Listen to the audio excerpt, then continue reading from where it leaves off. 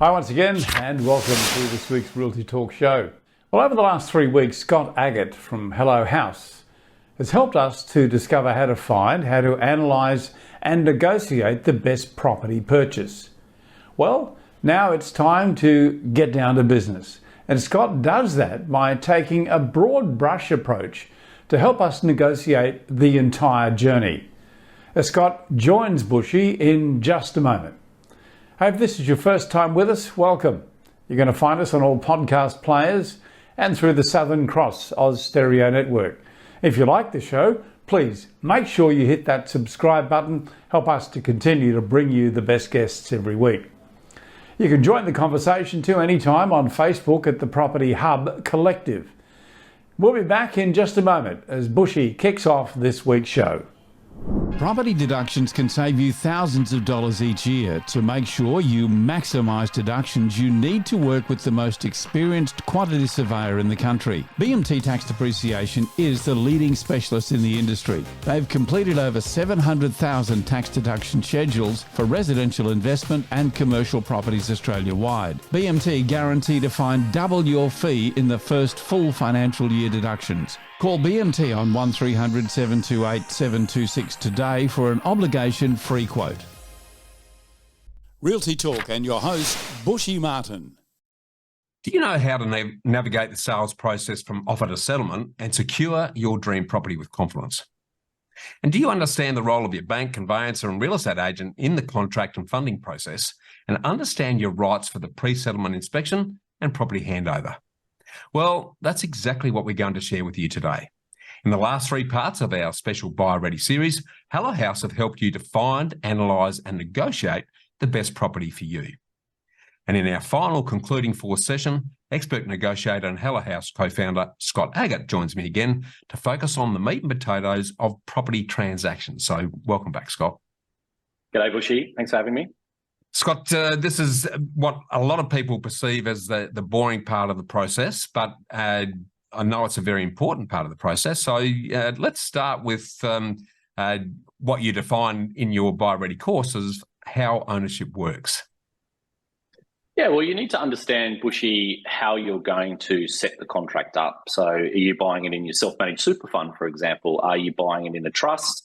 You're buying it in a personal name, you're buying it in a company name, you're buying it with a co-tenant or a co-purchaser. There's so many different ways you can set that up. So you really need to be clear on the entity up front. You should be working definitely with your mortgage broker or your accountant and your mortgage broker to understand how to set that up because it has big legal ramifications later. It affects capital gains. It can be difficult to, transfer properties. There's a whole heap of different issues that can arise if you set it up incorrectly. And it can be much more tax effective if it's done right in certain ways as well. So I know you probably spend a lot of time with your clients making sure the setup is right. How long do you think it takes your clients to set up some of these things? Self-managed super fund, is it the longest? Well, it can take 3 to 6 months for a self-managed super fund exercise just to get the ducks in a row before you're even ready to pull the trigger. So, if you're talking to your accountant, you're getting because there's a whole bunch of trusts, there's their trust, and there's a whole bunch of other stuff. The financing of self-managed super properties is much more protracted than the normal buying process. So it's absolutely getting really clear on what entity you're buying the property in, because you only get one bite of the cherry when it comes to the entity ownership structure. So it's worth making sure that as part of that early research, you work that out well in advance of before you're starting to actually look at property. So love the way you introduced that. What mistakes do you see buyers making at this property transaction stage? Not being aware of what's available to negotiate in or out of a contract, I think, is really important. So inexperienced buyers you'll see just absolutely be stuck like a deer in a headlight when they read a contract, and they'll get certain contract review points back from their conveyancer or solicitor and have no idea what to do. So it's not uncommon for us to have to coach people through this transaction stage and really talk them off the ledge or talk them over the ledge, if you like to say. You should have confidence to move forward with the contract in its current form, or you should absolutely go back and renegotiate around these points. So having education around what is available for you to include or exclude is a big one, and that's a mistake. I think getting an understanding around the big ticket items like deposit release and the impact that that might have on your risk in the deal, understanding your rights to pre-settlement inspections, understanding your rights for access between exchange and settlement. People think, Bushy, that they can buy a property and then they can just keep turning up every couple of days to measure up and, you know, move some furniture in early. We've got, you know, people that were selling properties that would rip TVs and cords out of walls and leave giant holes there. What's the recourse for that? So you've got to understand all these things so that when you go into contract that you can actually cover your butt and say, okay, well, those TVs look like they're going to be an inclusion in the contract. They're not stated in the contract at all. Are they going to be removed? If they're going to be removed, are they going to be patched up and repainted at your cost as the seller? Or how are they going to be presented? So you just got to know these things so that you're aware of what the contract looks like.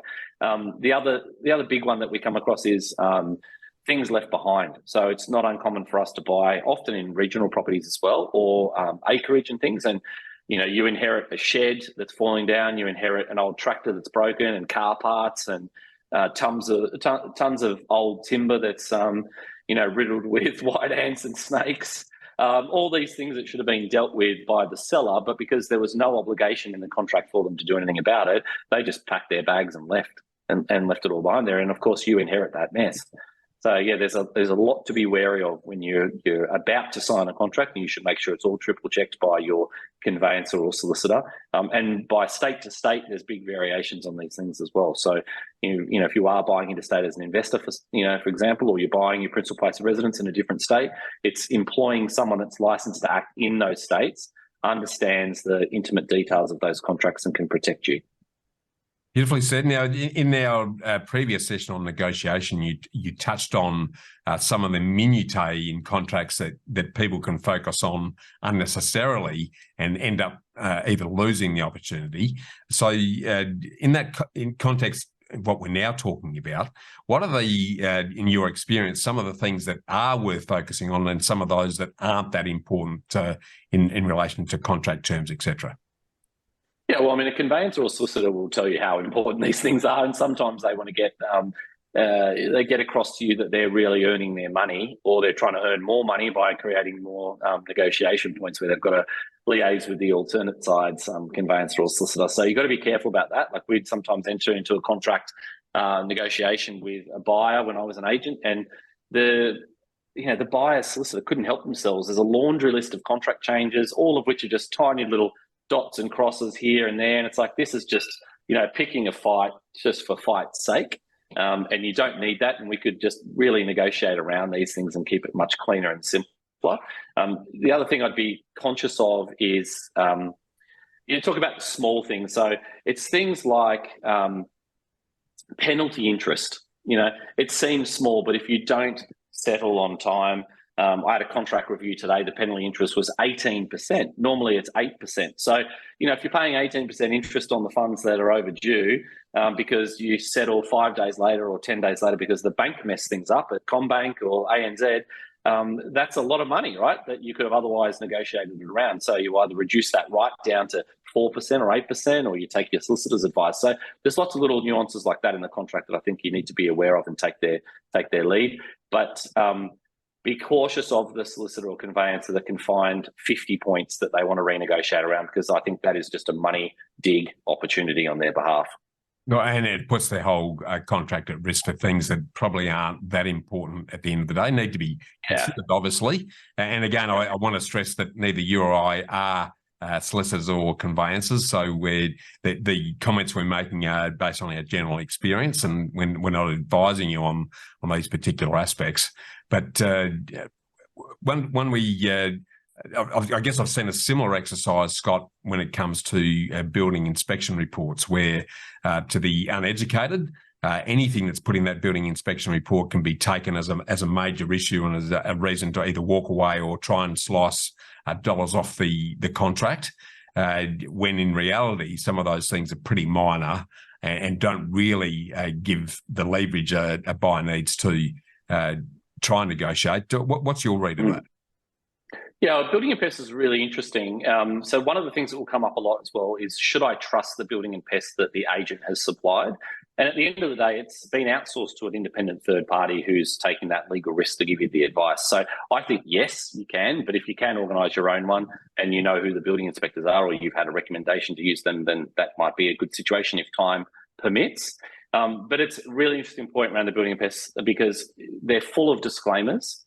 They will often say you should seek a deeper electrical view or a deeper plumbing view or roofing view or subsidence view or whatever it might be, where you've got to go and employ other specialists to come in. There really isn't a lot to look at. It's just that the inspector couldn't get access to it, or it was slightly above their pay rate in terms of their knowledge of how something works. So you've got to take an educated view on that and be commercial about it, I think, as well. So if they're big ticket items, if they're things that are going to create problems for you to undo, that could be rising damp, might be subsidence. Those things can be really expensive to fix or be problematic long term. If it's damage in a roof, it might be as simple as replacing a sheet that stops a leak that was coming through in the laundry or whatever. You've got to get to the bottom of what the problem is and be commercial about it. And then that puts you in a position where, yes, you can negotiate around it, or do you just push on and buy the property to not put yourself at risk that you're going to delay further and potentially miss the property if it wasn't, subject to the building and pest in the original negotiation that you exchanged on. Yeah, so the building and pest is an interesting one. It is a constant battle, Bushy, for us with buyers in terms of people buying their own home are willing to trade off on certain things because they're buying a house that they've fallen in love with and it's in a particular school zone or lifestyle region.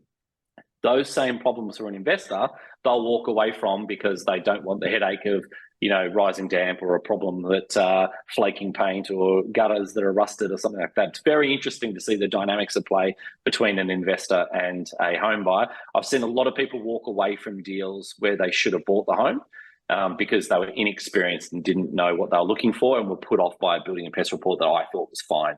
Yeah, and it's just a matter of if you've seen hundreds of them or thousands of them, you're better educated in that situation. So I think it's well worth running it by your conveyancer or your solicitor and saying, these are some red flag areas of concerns for me. With your, professional hat on here, can you advise me on whether or not there's a problem here that we should look into further, or should we fold up our deck chairs and put them in the car and drive away and leave that one behind? So, that's where a professional negotiator and someone that's, highly skilled and experienced in that is going to be able to do the same thing. I'll often, get a gauge of how bad something is and explain to them, well, actually, this is a reasonable fix. The reasonable fix is this. You would, sand it back, establish what's there. It's at best, it's just repainting it, repatching it. At worst, it's digging in for a little bit more of an explore. Explain people how these things work, and it gives them some comfort around it. Yeah, absolutely. Knowledge is power in that regard, and knowing who's got the expertise if you don't have it, that can give you the outsource it. Right context. Really, really key. Successful property investment is a game of finance. Do you have the right team and the right game plan? Realty Talk is brought to you by Know How Property. More than mortgage brokers, Bushy Martin and his team of investment architects set you up with a sustainable strategy structured to lower your costs, tax, risk and stress while increasing your capacity for growth. Know How has helped over 1,900 homeowners and investors secure more than $800 million in property wealth. So get set to live more, work less and live your legacy. Want to know how to invest in your freedom? Visit knowhowproperty.com.au. This is Realty Talk, powered by realty.com.au. A lot of people, once they sign the contract, they think apart from getting the bank to pay the money, the job's done. Again, in your buyer-ready course, you go through the preparation that's required in the run-up to property settlement. Can you sort of just scratch the surface there on the things that we need to be aware of? Yeah, well, the first thing we do as soon as the contracts are exchanged or signed and dated, we get it to the mortgage broker if you're borrowing funds, because they've got a job to do now that really kicks into gear. So they've got to get you through all your application, your paperwork, sign off everything, make sure you've got a deposit ready to pay and all the checks and balances in place there. So the mortgage broker is someone that you're going to do a lot of work with between exchange and settlement, make sure that all ticks off nicely. You need to set up a pre-settlement inspection. So if you haven't got extra inspection times already arranged to go through and measure up or take back friends and family to look at it, then you've got one pre-settlement inspection to go through and double check the property is left in the same condition at which you committed to purchase the property. And you should definitely do that. And you should take your time at that inspection as well and make sure that it's not rushed, that the property has been completely cleared out, or if it still is tenanted or occupied, that there's an undertaking and knowing when that property is out, and you get notified by the agent to confirm that before settlement the property is now vacant, even if you don't go back and check that yourself, that you've got that in writing from the agent. You want to know about the TVs and things on the wall, as I said. You want to know about all the inclusions and exclusions. Have they left behind the sofa they promised to leave behind? Have they left behind the artwork they told you, or the light fitting? Have they taken the broken down car that was out the back and all the rubbish that was underneath the house? So you just want to make sure they're all checked off. And you want to speak to your solicitor and conveyancer to understand your final check amounts that are going to get paid. Make sure you've got the correct amount of money in your bank. The deposit has obviously already been paid up front. The interest of that is typically split 50-50 in the agent's trust account to the buyer and the seller. So your conveyancer, solicitor, or your mortgage broker will give you an up-to-date number as to what it's going to cost in terms of the handover funds. At the end, it's going to take into account balancing up all the utilities as well, so council rates, water rates, any other land tax amounts that are outstanding that are against that lot. So you'll know that when you do purchase the property, it's clear of any debt, and that it's ready for your bank to take over and for your mortgage to be in play. Or if you're buying it in cash, obviously that it's also nice and clear. Great advice. A couple of other things there, I think, just to take on board.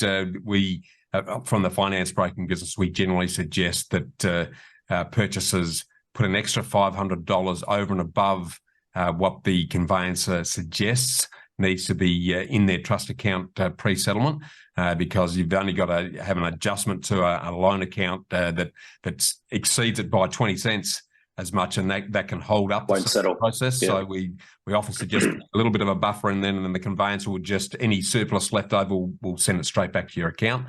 So that's one key exercise. And then if you're buying an investment property and it's tenanted, and it's likely to still be tenanted when you take possession, make sure you get to see the tenancy agreement to know exactly what has been agreed with that tenant. So you're going in with all eyes open, and there's no surprises that might occur in terms of rate increases or the duration or whatnot, so that you're crystal clear on that.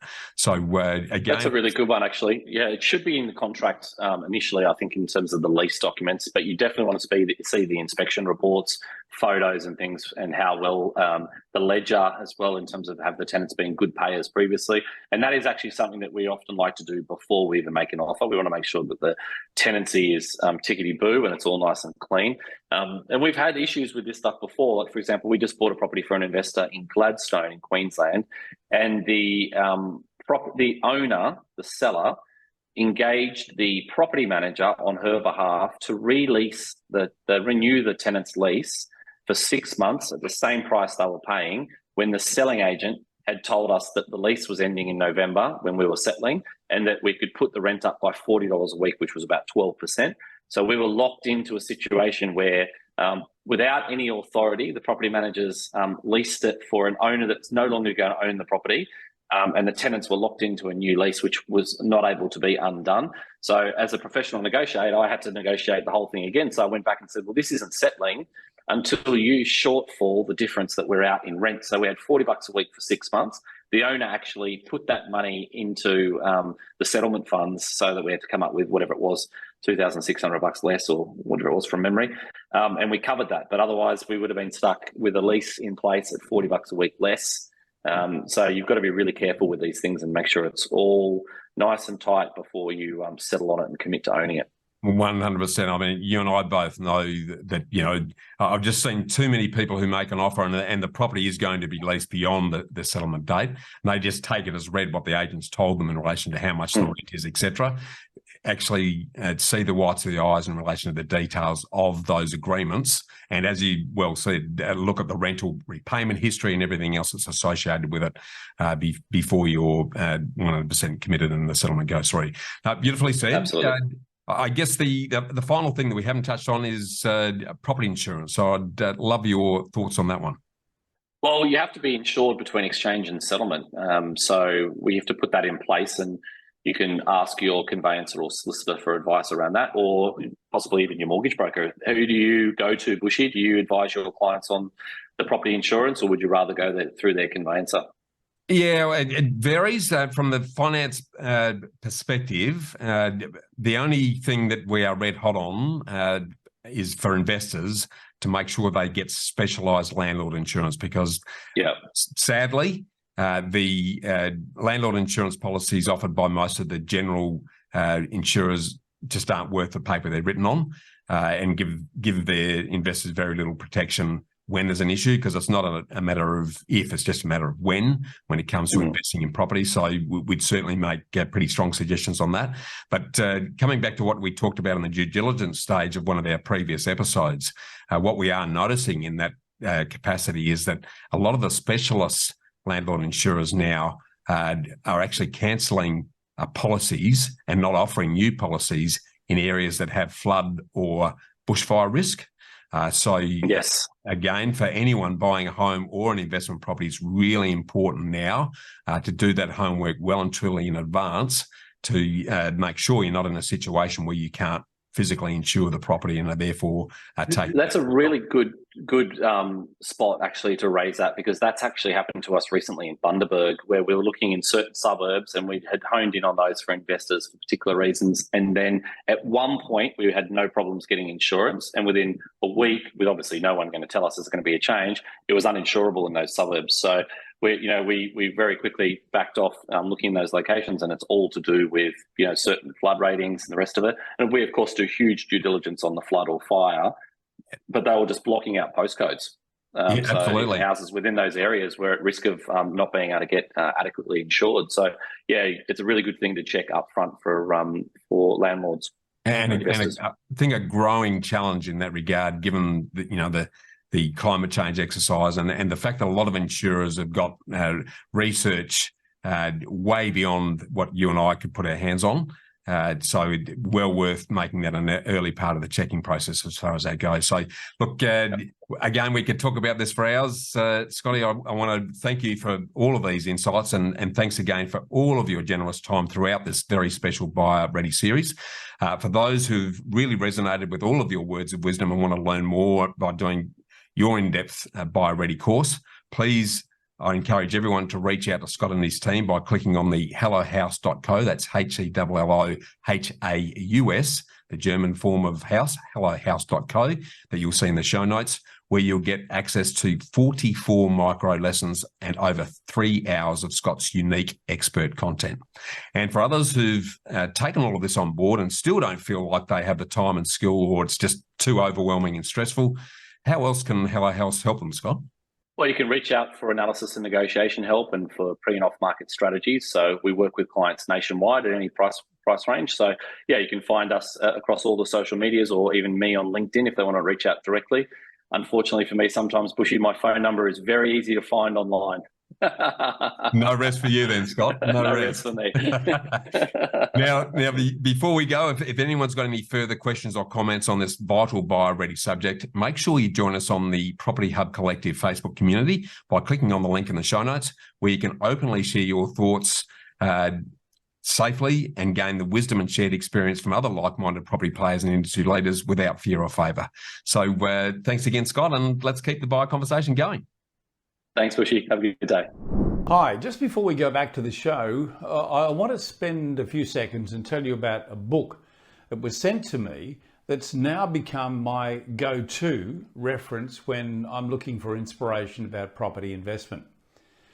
Sometimes it's not about knowing all the answers. It's certainly more important to know what questions to ask.